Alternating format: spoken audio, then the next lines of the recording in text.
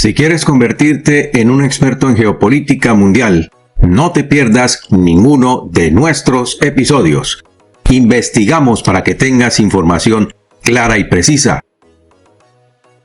Otro grave problema se cierne sobre el futuro de toda Rusia y está afectando directamente a sus fuerzas armadas y a su industria armamentística. Y como complemento, Israel los está cazando como a roedores.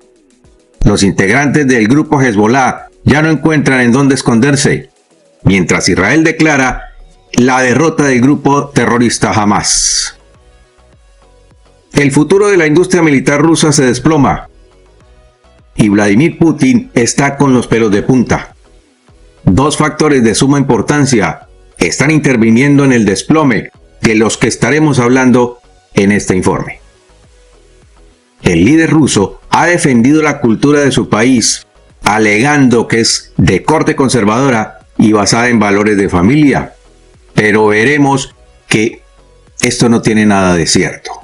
Entonces, aquí la pregunta es, ¿qué está haciendo desplomar su industria armamentística y por qué es un problema que parte de sus valores familiares? Quédate entonces muy atento porque en este informe te vamos a contar lo que nadie está diciendo. Por eso te invitamos a quedarte con nosotros hasta el final de este informe para que puedas sacar tus propias conclusiones. No olviden que su apoyo y sus donaciones nos ayudan a mantenerlos oportunamente bien informados. Y muchas gracias de antemano a todos nuestros apreciados donantes.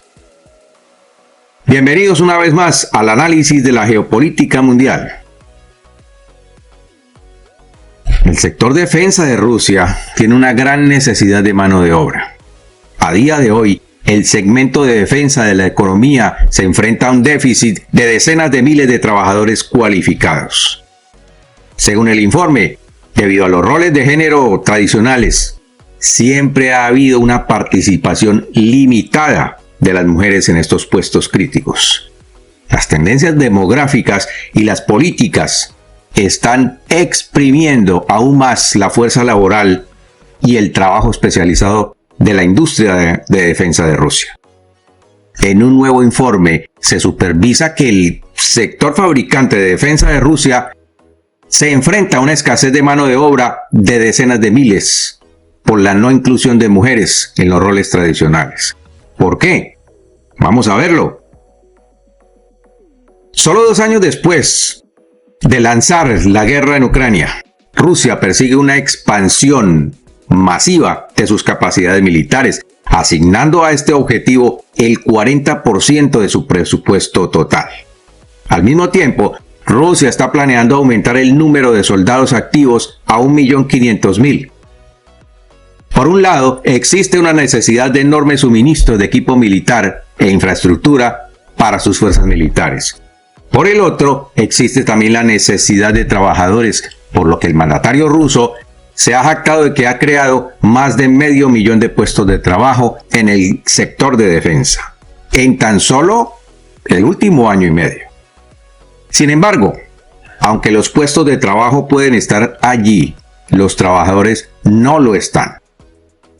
Un análisis publicado esta semana por la BBC descubrió que en el espacio de solo los meses de este verano se publicaron casi 90.000 vacantes para puestos relacionados, y escucha muy bien esto, solo con la industria de defensa, con salarios muy superiores al salario promedio, tratando de atraer mano de obra porque se están quedando cortos en la fabricación de sus equipos militares. La BBC dijo que había 18.600 vacantes para operadores de máquinas CNC, que esencialmente llevan a cabo precisamente la función de dar forma a los materiales y son muy demandadas en la industria manufacturera y sobre todo en la militar. Y el caso es que solo habían recibido 600 currículums para esos puestos. Algunos han estado abiertos durante meses, añadió la investigación. Por su parte, Dara Masikot, investigadora de temas de defensa y seguridad en Rusia y Eurasia en el Carnegie Endowment for International Peace, señaló la escasez de mano de obra en su artículo sobre cómo Rusia está reconstruyendo su ejército. Masikot estimó que la emigración y la movilización militar en tiempos de guerra han eliminado unos 600.000 hombres en edad de trabajar de la fuerza laboral, y esto según cálculos mínimos. Entonces, son unos 600.000 hombres, de los cuales unos han ido a la guerra y otros han huido del país. Y de los que han ido a la guerra, muchos de ellos seguramente han fallecido en combate. El otro grave problema es que muchos de los técnicos con experiencia en la industria militar se han ido del país. ¿Para dónde? Para otros países, incluso occidentales, en donde están aportando sus conocimientos y su experiencia. Entonces, este es el primer factor que está influyendo en el desplome de su industria militar. La huida de mano de obra y los que se han tenido que ir a la guerra. Estos suman una gran cantidad de hombres que están haciendo falta para laborar en la industria militar. Y este es un tema al que Vladimir Putin no le puso atención antes de iniciar esta guerra y ahora lo está lamentando, de acuerdo con datos suministrados por el oligarca informante. ¿Por qué? Porque definitivamente la baja producción de equipos militares va a influir en la continuidad de la guerra de Moscú en Ucrania, lo que significa que el conflicto podría terminar en cualquier momento con una Rusia como perdedora. El problema aquí no es que no hayan vacantes, sino que no hay hombres para trabajar. Porque el machismo arraigado en la cultura rusa les impide a las mujeres desarrollar esos roles. Rusia tiene una gran reserva de mano de obra para la industria de defensa en las mujeres. Desde los años 70 las mujeres rusas han sido excluidas de una serie de profesiones críticas para el trabajo del sector de defensa, porque se supone que hacerlo sería perjudicial para la fertilidad o el embarazo. Esto lo señala Masikot en su investigación. Sin embargo, los estudios demuestran que eso no es cierto. En Estados Unidos hay muchas mujeres que trabajan en la industria militar y tienen familia. Masikot señaló que a las mujeres se les prohíbe realizar una serie de trabajos que se consideran sustancialmente peligrosos o sustancialmente para machos. Por ejemplo, trabajos que implican el manejo de productos químicos o metales pesados, lo que efectivamente las excluye de muchos trabajos en la industria de defensa.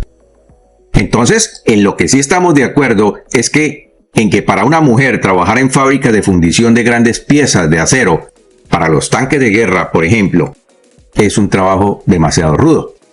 Lo mismo que si trabajaran en la producción de materiales radioactivos. Pero ¿qué hay de las otras vacantes? Por ejemplo, en el área de ensamblaje, en donde tienen que haber equipos especializados para levantar piezas mediante diferenciales como este. Masikot también añadió que otros trabajos de los que las mujeres tienen prohibido, óigase bien, prohibido realizar son la minería, el levantamiento de objetos pesados, el manejo de maquinaria pesada, la mayoría de los trabajos de metalurgia y los roles que implican el manejo de diferentes productos químicos. En los Estados Unidos, sin embargo, la situación es muy diferente. Los soldadores estadounidenses, dijo un portavoz de la Sociedad Estadounidense de Soldadura, tienen mujeres entre sus filas, aproximadamente el 5% de esos trabajos. Esta es una proporción incluso insignificante de una fuerza laboral extremadamente grande en Estados Unidos. En cuanto a Rusia, Moscú preferiría traer mano de obra del extranjero y utilizar convictos antes de cambiar el código laboral de la década de 1970 para permitir que las mujeres rusas ingresen a ciertos tipos de trabajos. Aquí quiero entonces hacerte la siguiente pregunta. ¿Es la cultura rusa machista? Queremos que nos envíes tus opiniones y comentarios al respecto. A fines de 2023, Rusia estaba experimentando un déficit récord de 5 millones de trabajadores en todos los sectores, según una proyección del Instituto de Economía. Y se supone que la tendencia persistirá hasta el 2040, en lo que respecta a una contracción de la fuerza laboral rusa. Nosotros nos adelantamos a decir que la recesión en Rusia está en camino y está aumentando a pasos agigantados. Natalia Sindiva, redactora jefe de Afisha, que es una revista de arte y entretenimiento, relaciona la revitalización del cine ruso con el cambio de rol de la mujer en la sociedad rusa contemporánea. Ella dice que Vladimir Putin recuerda con frecuencia una época en la que las mujeres tenían 7 u 8 hijos y aún más. Y Vladimir Putin está propendiendo a introducir a la mujer en ese tipo de actividades, en el cine, en el arte y en otros trabajos que no tengan nada que ver con la industria de defensa o la producción en las grandes fábricas. Las familias numerosas deben ser la norma, según Putin. Pero ¿sabes para qué? Para meterlos en las guerras. El verano pasado, el ministro de Salud ruso, Mikhail Murashko, propuso cambios en la política que reducirían los abortos y prohibirían más allá de la 20ª semana de embarazo. Porque, ¿qué ocurre con esto? Existe una tendencia cínica en estas prácticas de la cultura rusa a priorizar o a programar a la mujer rusa para que tenga los hijos que más pueda. Y esto es un legado machista, definitivamente. Por otro lado, el sucesor de Hezbollah, Hassem Safiedine, se encuentra desaparecido tras un ataque israelí. El supuesto nuevo líder de Hezbollah, Hassem Safiedine, ha estado desaparecido desde que un ataque aéreo israelí tuvo como objetivo un búnker de mando subterráneo de Hezbollah el miércoles pasado. Safiedine ha estado desaparecido desde el ataque de las fuerzas de defensa israelíes el miércoles por la noche en una zona del sur de Beirut, conocida por albergar a Hezbollah y su estructura de mando, según información de fuentes libanesas. Hasta la redacción de este informe todavía no se sabía nada del nuevo líder de Hezbollah, pero el grupo terrorista reconoció que perdió contacto con Safiedine. El 27 de septiembre las FDI acabaron con Nasrallah, el anterior jefe de Hezbollah. En otro ataque aéreo en Beirut, Safiedine sobrevivió porque estaba en un búnker subterráneo cuando el complejo fue atacado por las FDI desde el aire. El Departamento de Estado de Estados Unidos incluyó a Safiedine en su lista de terroristas globales, especialmente designados en mayo de 2017. El ataque al búnker fue mucho más grande que el que mató a Nasrallah y causó un número desconocido de víctimas. Las FDI dijeron que el ataque tenía como objetivo la cúpula de inteligencia de Hezbollah. Las FDI no han comentado la posible muerte de Safiedine, pero anunciaron en un comunicado de prensa el viernes que llevaron a cabo un ataque preciso basado en información de inteligencia de sus agentes en Beirut. También señalan que en el ataque falleció el líder de las redes de comunicaciones de Hezbollah, Mohammad Rashid Zakafi.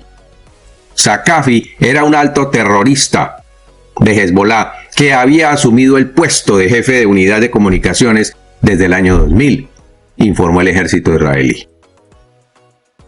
Su trabajo en diversas misiones dentro de la unidad le granjeó respeto y en consecuencia le asignaron esa responsabilidad. Las fuerzas de defensa de Israel y la agencia de inteligencia israelí Shin Bet revelaron la eliminación de 2 terroristas de alto rango del ala militar de Hamas en el Líbano. Mohamed Hussein Ali Al-Mud dirigió, entre otras cosas, actividades terroristas selectivas en Judea y en Samaria, que es territorio israelí. Los roedores están siendo exterminados. ¿Qué te parece esto? Entre sus objetivos en el Líbano, también promovió el atrincheramiento de Hamas, utilizándolo para suministrar armas para ataques con cohetes contra Israel y para esfuerzos de producción de armamento pesado también. El otro terrorista fue identificado como Alaa Naif Ali, quien llevó a cabo actos terroristas contra objetivos israelíes y trabajó en los operativos para el reclutamiento de terroristas de Hamas en el Líbano. Este fue asesinado durante el ataque aéreo del sábado cerca de la ciudad más septentrional del Líbano, es decir, en Trípoli.